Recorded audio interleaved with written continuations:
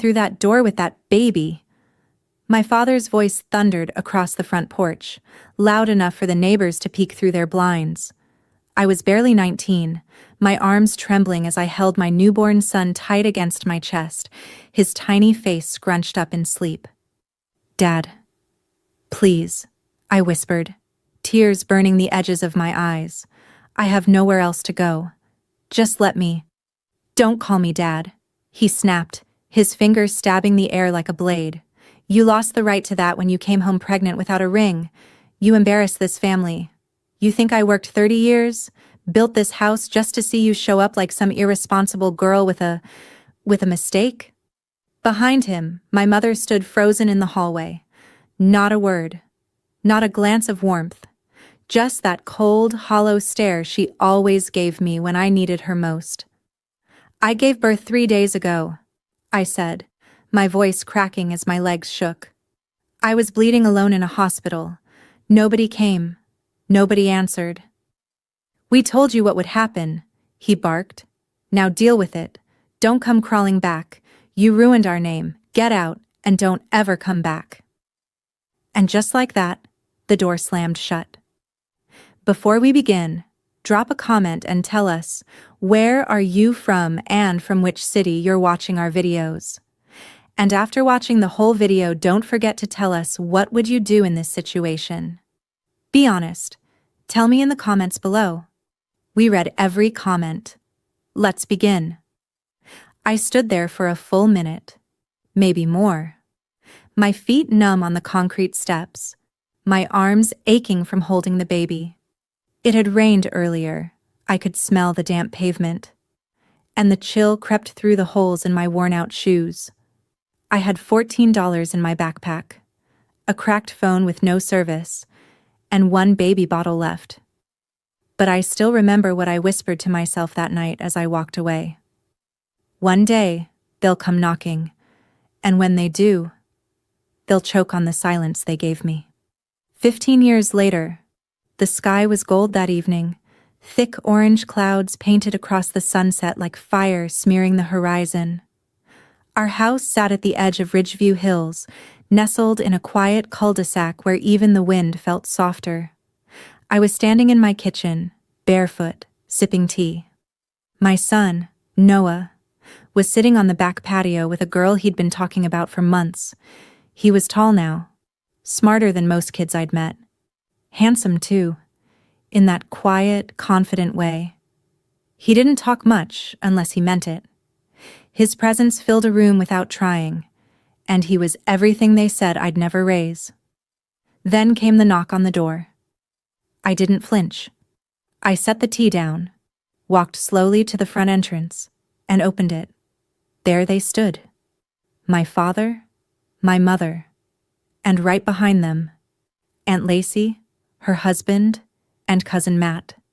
The same one who used to mock me at every family gathering like I was, some dirt beneath their shoes. They were soaked, faces pale. Dad looked thinner than I remembered, his once sturdy shoulders slumped. Mom's face was drawn, lips cracked. They all looked like they hadn't slept in weeks. "Rebecca?"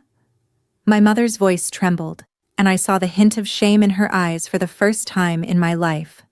We need help." I leaned against the doorframe, arms crossed. "Really?" I said, my voice calm, steady, not like before. "What happened? The Great Morgan family finally hit a rough patch?" Dad cleared his throat, avoiding my gaze. "Your uncle pulled the business funding. Lacey's house was foreclosed. Matt got arrested. It's a long story.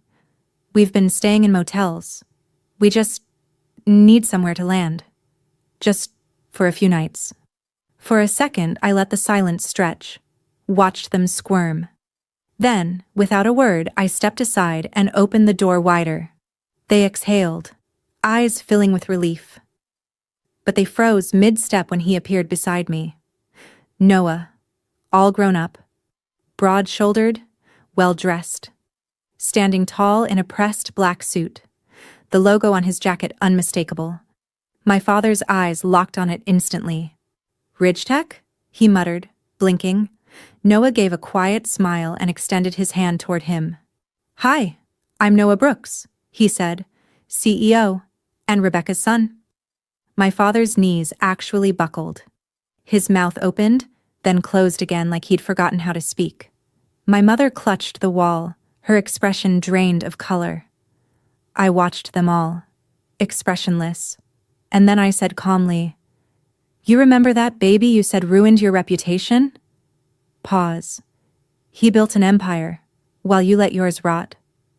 I didn't let them in. Not yet. I watched their faces crumble as the door clicked shut between us. Not slammed, just closed. Soft and deliberate. A message. Noah stood beside me in the foyer, watching me quietly, waiting for me to say something. I didn't. I couldn't. My hands trembled just slightly as I reached for the same cup of tea, now cold. I sipped it anyway. "Mom," he said gently. "You okay?" I nodded. But the images were already storming back, the ones I buried deep for 15 years. There was a night, maybe my worst, when I slept in the bathroom of a downtown bus station, my newborn in my lap, crying silently as I tried to keep my own sobs from waking him. I had stolen toilet paper from a gas station to use as makeshift diapers. I had no idea how to apply for shelter housing, no phone signal, and a coat too thin for November air. My body was still healing, my stitches raw, my breasts leaking milk that soaked through my shirt while men walked past the stall and whistled. And I remember thinking, maybe they're right. Maybe I did ruin everything. But Noah cried. And I realized something then. I hadn't ruined anything. I had survived. "Do you want to tell me what just happened?" Noah asked, pulling me back to the present. I exhaled. "That was the family that threw me away like garbage." He didn't speak, just nodded, then quietly asked, "Do you want them here?" "No," I said. Then I paused. "But I want them to need me here, just like I needed them."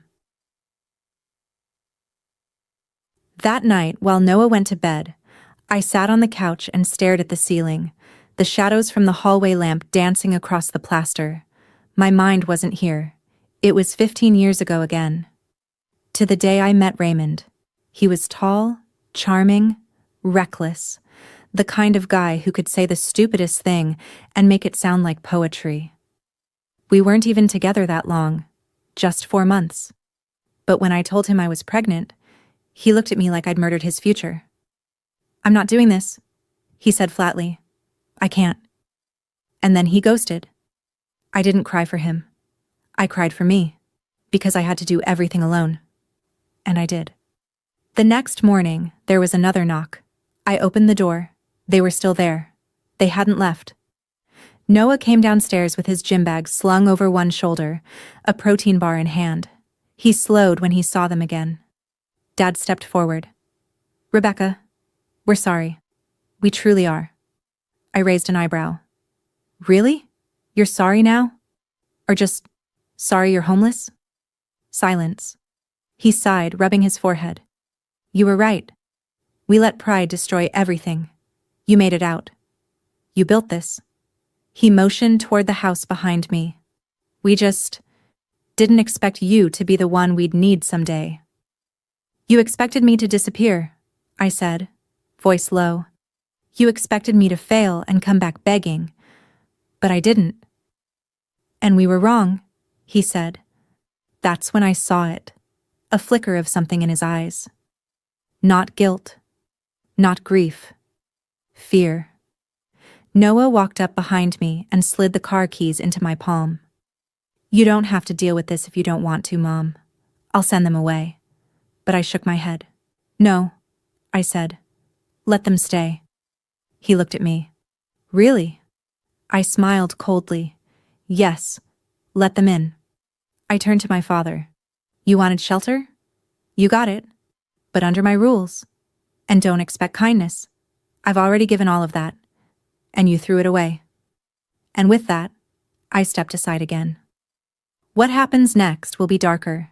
The quiet unraveling of their pride, their discomfort in my success, the weight of every memory I had to survive on my own. But I wasn't angry. I was calm. Because revenge isn't loud. It's letting them feel what silence really sounds like. They sat at my kitchen table like strangers. My father, with his hunched shoulders and clenched jaw, scanned the room as if looking for something familiar, but found nothing that belonged to him. My mother stirred her tea without drinking it. Aunt Lacey avoided my eyes altogether, and Cousin Matt just kept scrolling through his cracked phone, like he didn't realize the Wi-Fi password wouldn't be handed to him. I didn't offer them food. I didn't offer stories. Just silence. And that silence, it made them uncomfortable. Noah passed through the kitchen, tall and composed. "Morning," he said politely. No bitterness, no sarcasm, just smooth confidence. Then he kissed my cheek and left for work. The silence got heavier. Finally, my father cleared his throat. "He's doing well, your son." "He built Ridgetech from nothing," I said flatly. "Well, you told me he was a mistake." Dad didn't respond.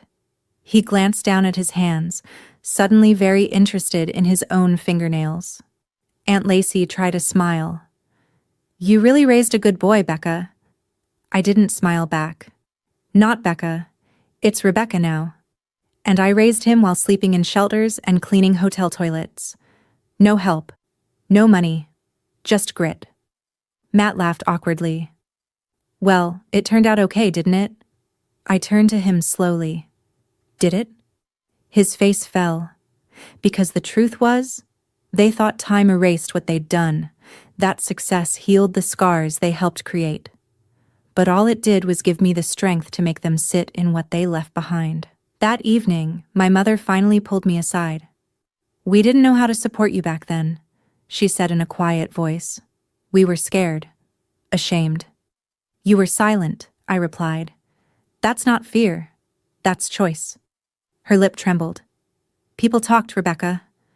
Your father had a reputation to protect." I held up a hand. "Don't. Not now. Not after 15 years. She swallowed hard. "We lost everything." "No," I said. "You gave it away, piece by piece, just like you gave me away." And then I walked away. Because this time, I wasn't the one begging for space. They were. 3 nights in, and the house felt like it was holding its breath. They tiptoed around the kitchen like guests in a museum, careful not to touch anything that didn't belong to them. And that was everything.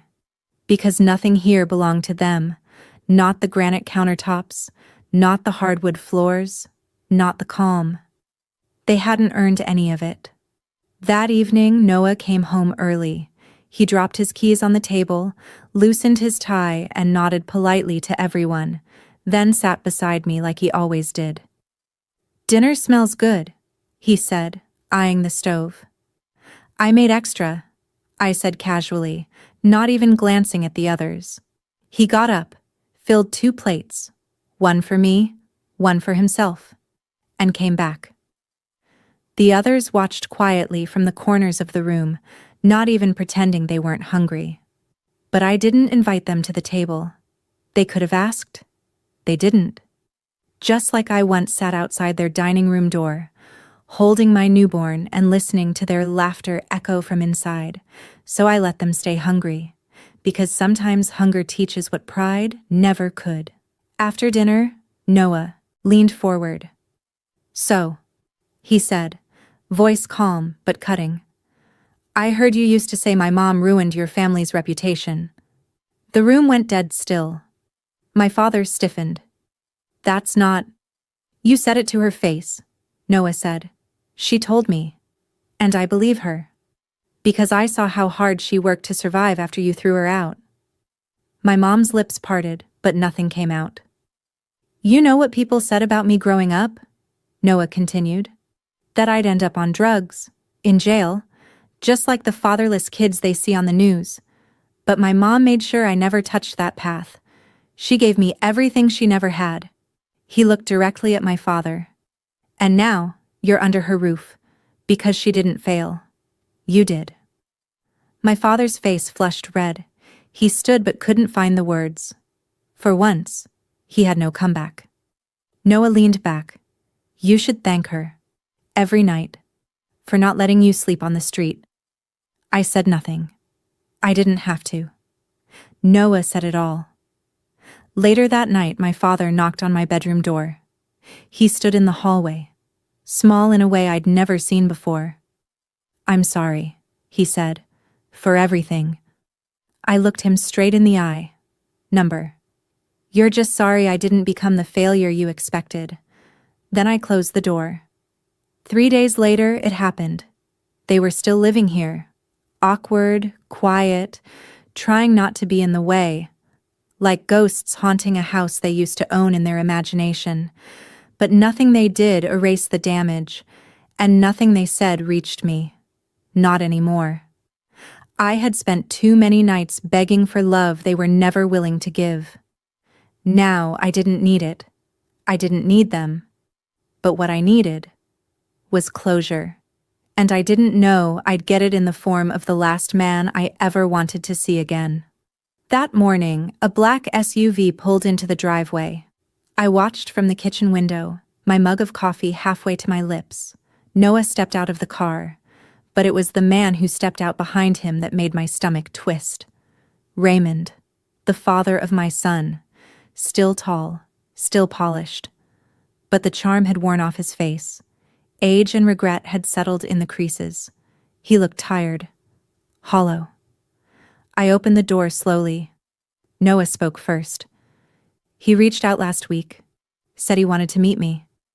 I blinked. And you agreed? He nodded. I thought you should be the one to decide what happens next. Raymond cleared his throat. Rebecca? I held up a hand. You don't get to start with my name like you have any right to it. His mouth shut instantly. Inside, my father had come into the hallway, eyes wide, my mother behind him. Cousin Matt peeking from the guest room like a coward. I turned toward them. Do you know who this is? I asked flatly. They said nothing. This is the man you hated so much. You threw your daughter out into the cold. The man you blamed everything on while doing nothing, to help me. Still silence. I turned back to Raymond. You left me when I needed you most. I raised him alone. Not once did you write, or check in, or send $1. He swallowed hard. I was a coward. I was young. You didn't care, I cut in. But guess what? I didn't need you. He didn't need you. And now he's standing beside me, not you. Raymond looked down at Noah, who stood taller than him now. Stronger. Noah simply said, I didn't come here for a father. I came here to see what weakness looks like. Raymond flinched. And my father? His face crumbled. Because the final mirror had shattered. That evening, I sat on the back porch alone, watching the sun set over the hills. Noah joined me. You okay? He asked softly. I nodded. For the first time in years, I actually am. We sat in silence for a while before he asked, Are you going to let them stay? I took a breath. They can stay. Just long enough to feel what it's like to be tolerated, to be ignored, to not matter. Then I looked him in the eye. But the day they stop learning, they leave. That night, as my father cleared his plate in silence as my mother avoided my eyes, as Cousin Matt kept his voice low, they knew. They weren't part of this house. They were shadows in it. And me? I wasn't the girl begging to be accepted anymore. I was the woman they now had to respect, whether they liked it or not. Because I didn't just survive what they put me through. I rose above it.